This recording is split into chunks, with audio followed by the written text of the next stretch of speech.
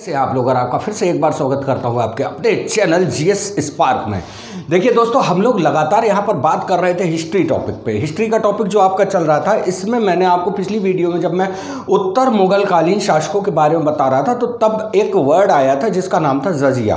तो जजिया के बारे में मैंने आपको बोला था कि एक मैं पूरी वीडियो प्रोवाइड कराऊंगा। तो यहाँ पर मैं जजिया कर के बारे में आज बताने वाला हूँ कि आखिर ये जजिया कर होता क्या है। क्योंकि यहाँ से एक बात हमेशा याद रखिएगा, मैंने आपको बार बार इंगित कराता हूँ, बार बार आपको नोटिस कराता हूं इस बात का कि मैं आपको उन सारे टॉपिक्स को क्लियर कराऊंगा जहां से सबसे ज्यादा क्वेश्चंस पुट अप किए जाते हैं। तो ये एक ऐसा टॉपिक है जहां पे आपको हर एग्जाम से क्वेश्चन जरूर मिलने वाले हैं और मिलते भी हैं। अलग अलग तरीके से पूछता क्या नेचर होगा क्वेश्चंस का, वो भी मैं आपको क्लियर कराता चला जाऊंगा ताकि आपको पढ़ने में बिल्कुल भी समस्या ना हो। ठीक है दोस्तों, तो यहां पर मैं बात कर रहा था जजिया कर की। जजिया कर होता क्या है? तो जजिया कर के बारे में आपके जहन में आया होगा कि भाई साहब ये होता क्या है, कैसा कर है।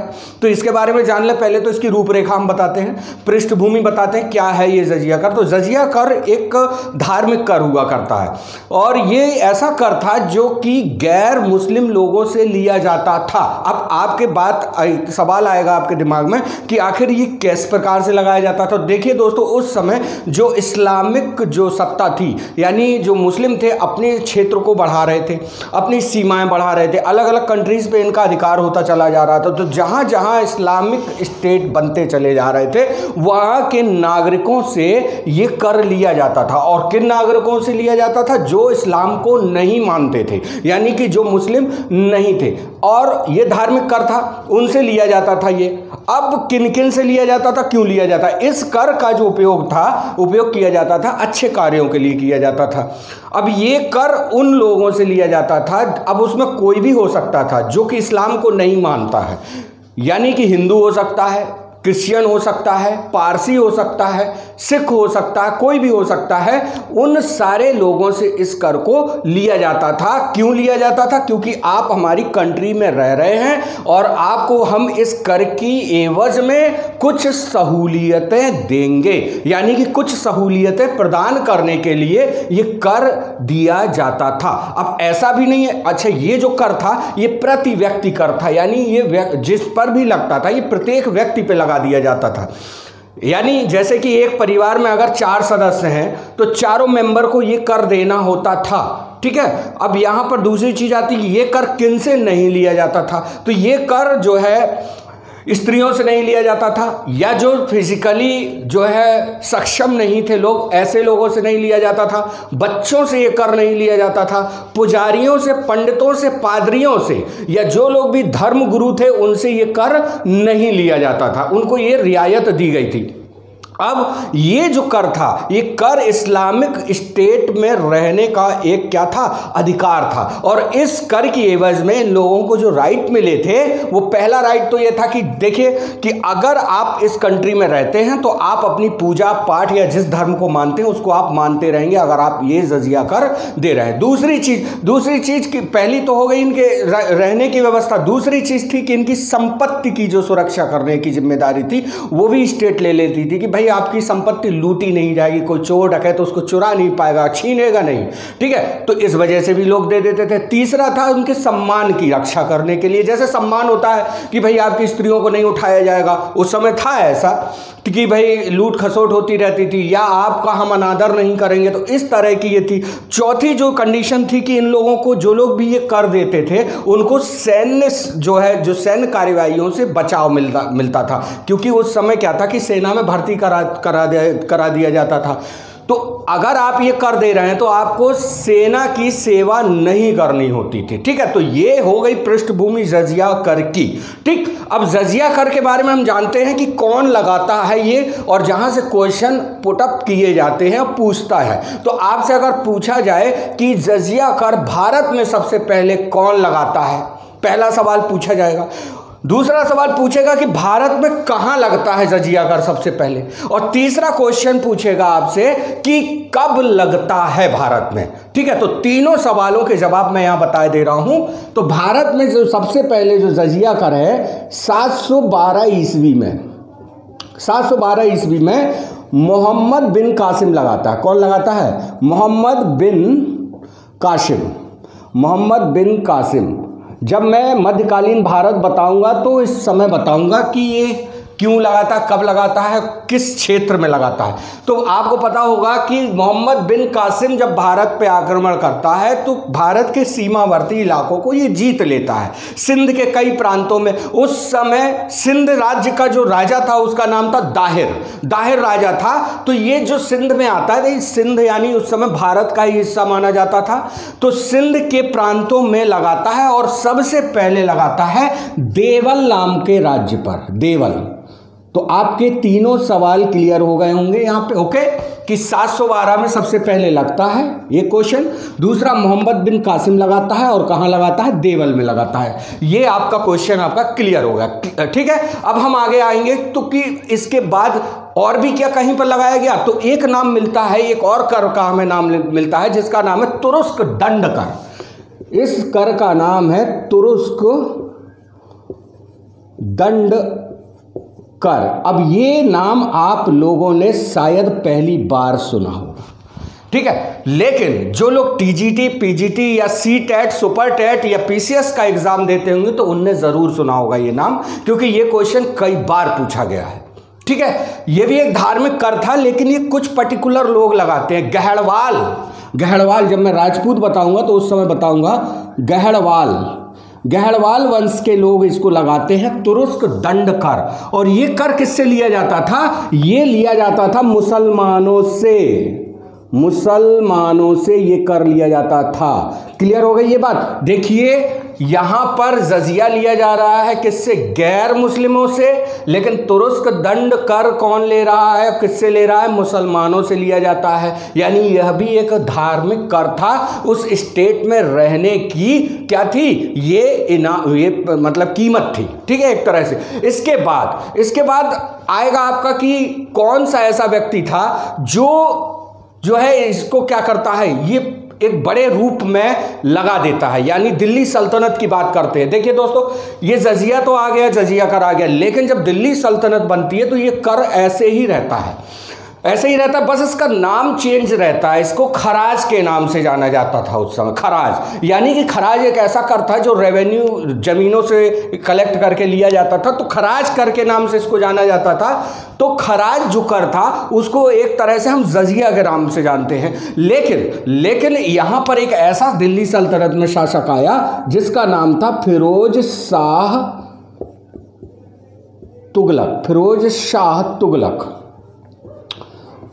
तुगलक। ये एक कट्टर मुस्लिम था, कट्टर मुस्लिम। आपको जब पढ़ाऊंगा मध्यकालीन भारत, दिल्ली सल्तनत बताऊंगा तो इसके बारे में बताऊंगा बहुत अच्छे से। फिरोज शाह तुगलक एक कट्टर इस्लाम को मानने वाला था, और ये क्या करता है, इस कर को स्पेशली मतलब जजिया के नाम से लगाता है पूरी दिल्ली सल्तनत में, और इसके साथ ही ये ब्राह्मणों पर भी ये लगा देता है, ब्राह्मणों पर।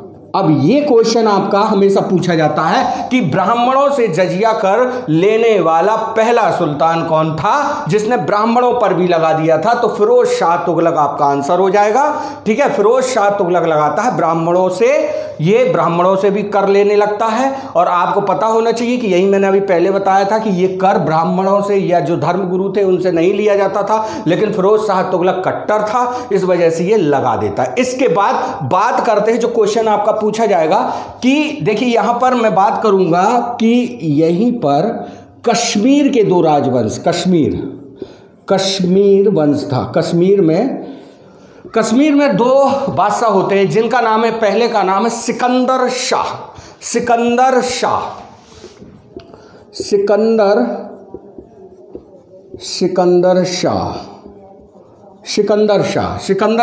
और दूसरे का नाम है जैनुल आबदीन।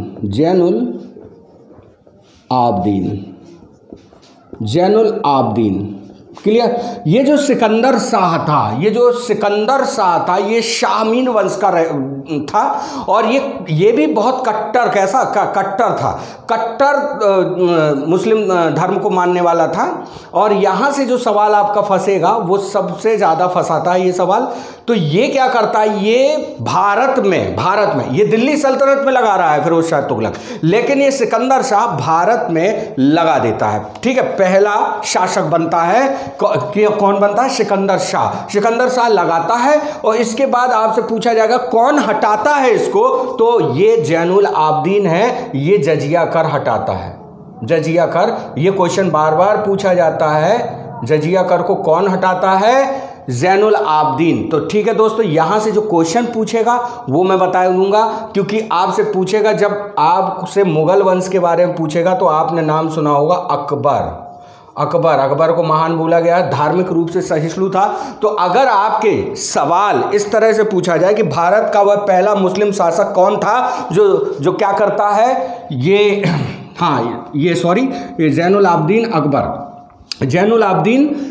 तो आपसे अगर सवाल पूछा जाए कि भारत का पहला शासक कौन था, मुस्लिम शासक, जो भारत से क्या करता है? जजिया कर को समाप्त करता है। अगर उसमें ऑप्शन जैनुल आबदीन और अकबर दोनों हो तो आप अकबर मत लगाइएगा। अगर जैनुल आबदीन दिया हो, आपका आंसर होगा जैनुल आबदीन, क्योंकि जैनुल आबदीन अकबर के पहले जो है शासन कर चुका है। ठीक, इसके बाद हम आपसे बात करेंगे कि गुजरात क्षेत्र में कौन लगाता है?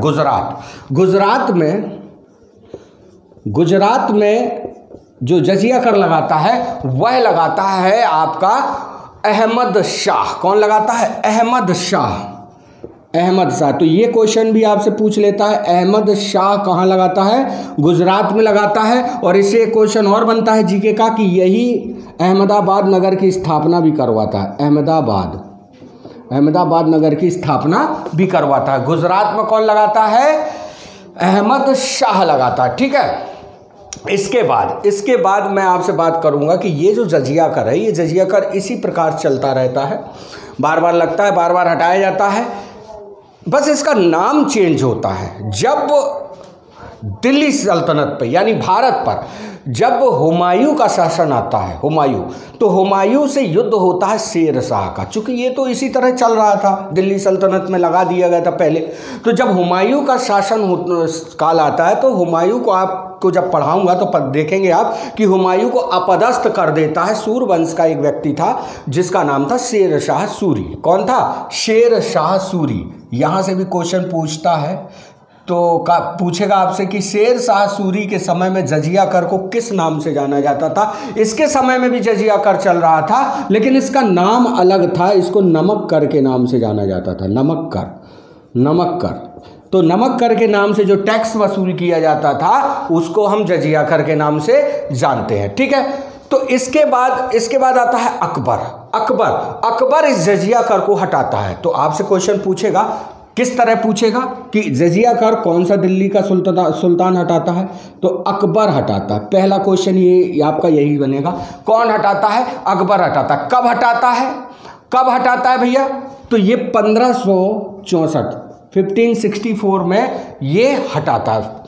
ठीक है, अब जो दूसरा क्वेश्चन पूछेगा कि अकबर हटाता तो है, क्योंकि धार्मिक रूप से सहिष्णु था ना भाई, तो भाई ये सवाल भी पूछता है, ये क्वेश्चन भी आपका बार बार पूछता है कहाँ से हटाता है? तो अकबर सबसे पहले राजस्थान से हटाता है। राजस्थान, भारत में राजस्थान से हटाना शुरू करता है अकबर। ठीक है, अकबर कहाँ से हटाता है? 1564 में। ये क्वेश्चन पूछता, कभी कभी डेट पूछ लेता है अकबर की, और कभी कभी पूछता किस स्टेट से हटाता है, तो राजस्थान से हटाता है। ठीक है, इसके बाद पता चलता है कि ये एक बार फिर से लगाता है, 1575 में फिर से लगाता है, लेकिन इसके बाद कुछ और विद्रोह होते हैं, विरोध होते हैं, तो 1580 में हटा ही लेता है। ठीक, लेकिन जब हट गया है तो अब दोबारा कैसे शुरू हो गया? आपके जहन में आएगा सवाल। तो अकबर के बाद एक और कट्टर बादशाह बनता है, मुगल सम्राट, जिसका नाम है औरंगजेब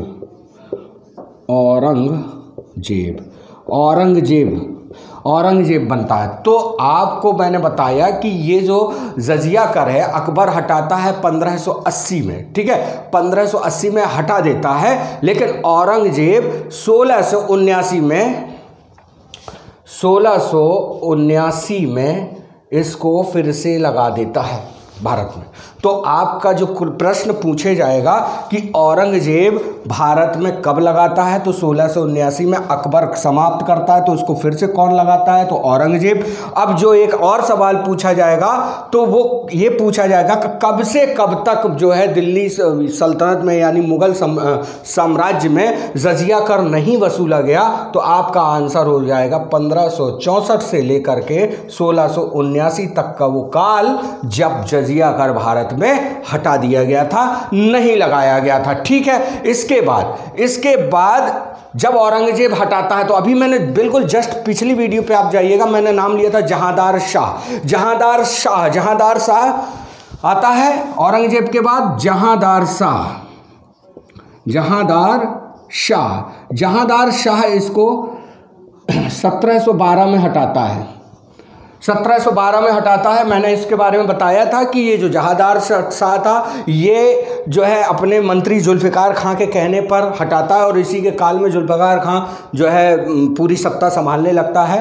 तो पीछे की वीडियो में आप देखेंगे तो डिटेल मिल जाएगी। जहांदार शाह 1712 में इसको फिर से समाप्त करता है। अब क्वेश्चन जो आपका पूछेगा या क्वेश्चन जो आपको कंफ्यूज करने वाला होता है वो ये होता है कि आखिर वास्तव में जजिया कर अंतिम रूप से कौन हटाता है, अंतिम रूप से कौन हटाता है। तो ये तो जहांदार शाह हो गए साहब। तो जहांदार शाह के बाद इस कर को फर्रुखसियर फिर लगाता है।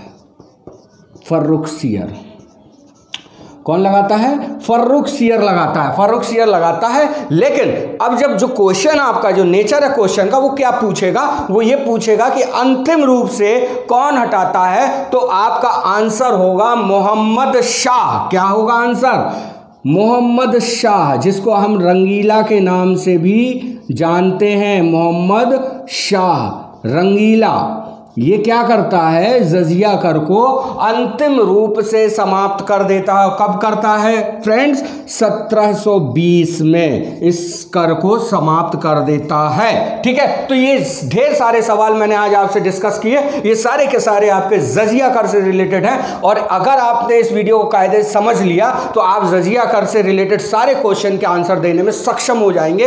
इस वीडियो के माध्यम से मैंने आपको जजिया कर के सारी की सारी चीजें बताने की कोशिश की है। अगर फिर भी आपके जहन में किसी तरह का किसी भी टॉपिक को लेकर के कोई सवाल आता है तो ये मेरा नंबर है 6307102226 और ये सर का नंबर है 8737005918। आप इन दोनों नंबर पर कांटेक्ट करके कभी भी किसी भी समय आप क्वेश्चन पूछ सकते हैं, आपको आंसर दिए जाएंगे। ठीक है, इसी के साथ आपके अच्छे भविष्य की कामना करते हुए आपसे विदा लेता हूं। अगली वीडियो में हमारे साथ बने रहिए इसी एनर्जी के साथ।